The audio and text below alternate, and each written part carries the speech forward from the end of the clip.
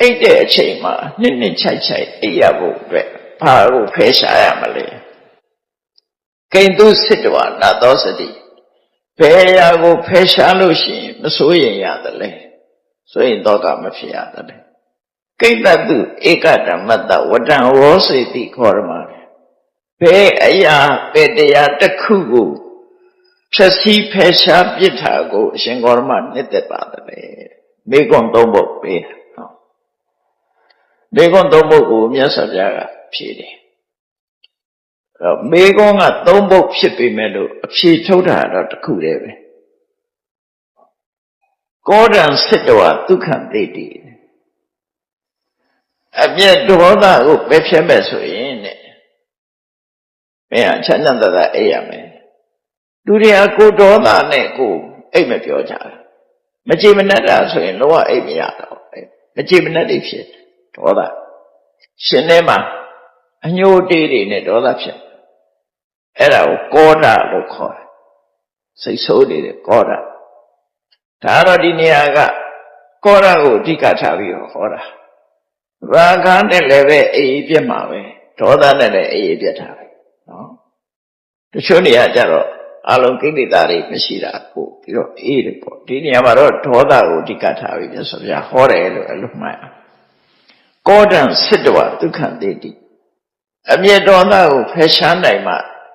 စိတ်နှလုံးအေးချမ်းစွာအိပ်ရမှာဖြစ်တယ်ကောဒံစစ်တဝနသောစတိအမျက်ဒေါသကိုဖယ်ရှားနိုင်မှဆိုရင်တော့ကမရောက်မှဖြစ်တယ်ကောဓတဝိတမူလတမတုရကတဝါတဝါစိတ်ဆိုးတယ်ဆိုတာဟာစိတ်ဆိုးတဲ့ဟာအခြေခံကတော့ဝိတမူလဆိုတာဝိတဆိုတာစိတ်မူလဆိုတာအမြစ်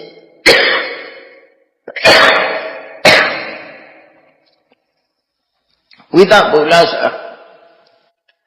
အခြေခံကမကောင်းဘူးဒေါသဖြစ်ခြင်းရဲ့အခြေခံကဝိတမူလအစိတ်ကိုအခြေခံတယ်အမြစ်ကဆိုလိုတာကအမြစ်ကအစိတ်ပြင်းတယ်အဖျားကချိုတယ်အမြစ်ကအစိတ်ပြင်းပြီးတော့မတုရကတဝါတဝအဖျားကချိုတယ်ဆိုတာပြောတာတော့စိတ်ဆိုးတဲ့အခါစိတ်ဆိုးတာကတော့အမှမကောင်းတာဖြစ်တာမှန်ဒါပေမဲ့လူတယောက်ဟာစိတ်ဆိုးပြီးကိုယ့်ကိုချစ်နှက်ဒီကောင်ပြောလိုက်တာမလှုပ်တော့ငြိမ်သွားတယ်ပေါ့ကိုစိတ်ဆိုးလိုက်လို့ဟိုတယောက်ကအရှုံးပေးတာသူကသဘောကျသူကသူအောင်းနိုင်သူကြီးဖြစ်နေနော်ကလေးတွေပါလေဒေါသထွက်အဖေဖေကချော့ကြီးသွားပြန်အချင်းချင်းရမ်းဖြစ်ကြတယ်ပြီးတော့တယောက်ကရှော့ပေးလိုက်ဒေါသဆိုတာအခြေခံကတော့မကောင်းဘူးဒေါသဖြစ်တဲ့အချိန်မှာအကုန်ဖြစ်နိုင်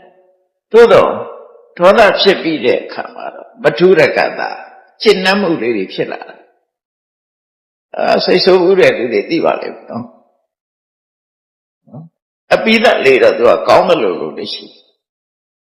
ပိဓာတ်လေးကောင်းတယ်ဒေါသဖြစ်ရင်အေးချမ်းသွားပြီးတော့လူတွေတခါတခါရံဖြစ်နေတော်တော်ရည်စရာကောင်းတယ်သူတပည့်ဗမာတွေရံဖြစ်တာလည်းရှိတယ်နောက်တိုင်းကလူတွေရံဖြစ်တာလည်းရှိတယ်နောက်တိုင်းကလူတွေရံဖြစ်ရင်ဆဲကြတယ်ပလတိခဲဆိုတာဆဲပြီးတဲ့အခါကျတော့စိတ်ကပြေးသွားတဲ့အခါကျတော့ဟန်နီလို့ဘာလို့ဖြစ်ကုန်နော်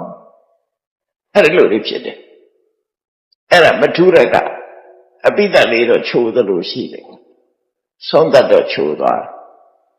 စဒေါသဖြစ်တဲ့အချိန်မှာတော့ဆိုးတယ်